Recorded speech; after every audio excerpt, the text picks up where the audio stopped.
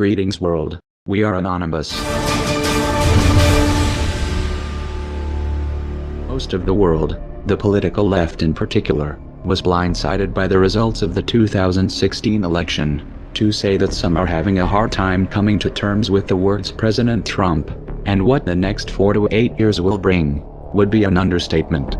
Those who told you that a Trump presidency was impossible were quick to remix their pre-election narratives, framing the Donald as something of a Hitler 2.0 and attempting to position themselves as leaders of a new resistance. Self-reflection is still off the table. On the other end of the spectrum you have those who took Trump's promises at face value, and who actually believe he will make America great again, proclaiming the dawn of a new age of conservatism, as the stock market rose to record highs, before he actually took office. Both sides are utterly unprepared for what's coming. Let's just cut to the chase. Is Trump going to usher in a new era of prosperity and innovation, or is he going to be the one standing in the center ring when the circus tent comes down? Remember, some voted for Trump as a political Molotov cocktail. Trump is a businessman. You say, he's going to make things happen.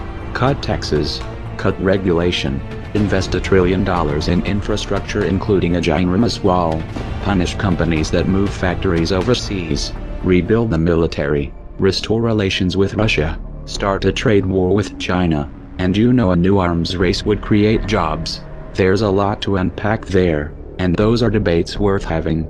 However, much of this hinges on a variable that Trump doesn't control: the Federal Reserve.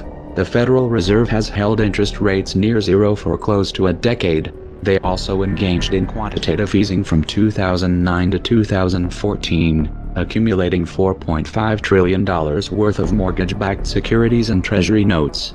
They are still holding those assets, by the way. This inflated stock and bond market bubbles of historic proportions.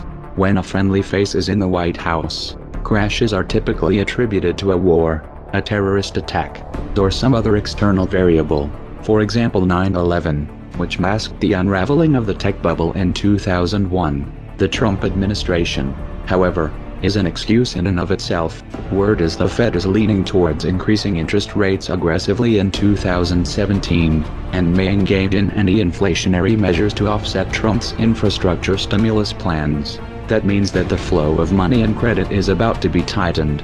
It also means the Fed is setting itself up for a showdown. If Trump plays by the rules, he will have to wait until 2018 to replace Janet Yellen. A lot can happen within that time frame. Trump's personality is a wild card. He's impulsive, he fights dirty, and he fights to win. He also happens to have a history with organized crime. If Trump goes to war with the Federal Reserve, this could get out of hand in ways that most can't even imagine, especially when geopolitics are factored in. As a result, the US dollar's position as the world reserve currency is going to be in play. Add to that backdrop a little social unrest on the domestic front. If recent history serves as any indicator, we can count on seeing some kind of racially charged flashpoint involving the police during the Trump administration, probably before 2017 is over. It's also fairly safe to say, given recent history, that some of these protests will turn violent and destructive. The trend has been towards escalation. Having Trump in charge will take this to a new level. Trump ran on a platform of law and order, and support for the police, which piggybacked on the perception that Obama was undermining law enforcement during his term.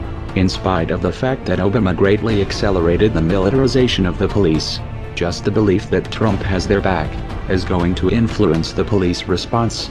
They're going to be more confident, more aggressive, and if Trump offers even so much as a word of encouragement, they will go into full crackdown mode, which would of course throw gasoline on a fire. These tensions have the potential of spinning out of control, especially in the context of an economic downturn. And again, Trump's personality is a wild card. Trump is also about to inherit, thanks to Obama and Bush, the most extensive and technologically advanced surveillance apparatus world has ever seen. Obama expanded the NSA's powers even after Trump won, by the way. The power to order extrajudicial assassinations anywhere in the world, and a military which has been authorized by the NDAA to detain anyone, anywhere, including US citizens, indefinitely without trial. To top it off, Trump is filling his administration with former generals, some with combat and counterinsurgency experience.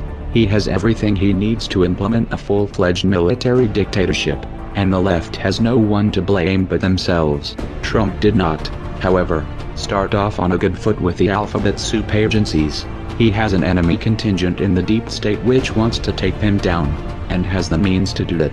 Replacing upper management won't be enough to neutralize this threat. These agencies have black budgets, and off-the-books programs that defy accountability, and lots of experience toppling upstart regimes. Failure to rein them in could be fatal. The most important trap, however, will be on the geopolitical front. Years of backing Sunni jihadists in Syria failed to unseat Assad, and Trump has vowed to reverse U.S. policy.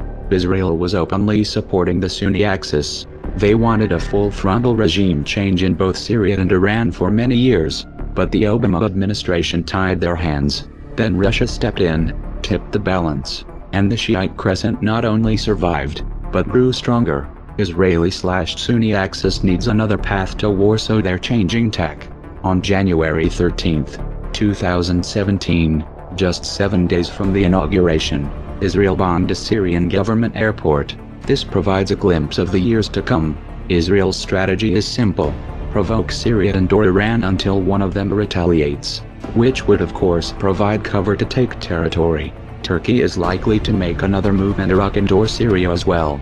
Turkey has ambitions to expand its borders as well, while the Saudis continue bombing Yemen to rubble. With U.S. government support, Israel feels confident that Trump will defend them at all costs. Indeed, he has given this impression. But will he take the bait? Here Russia is a wild card.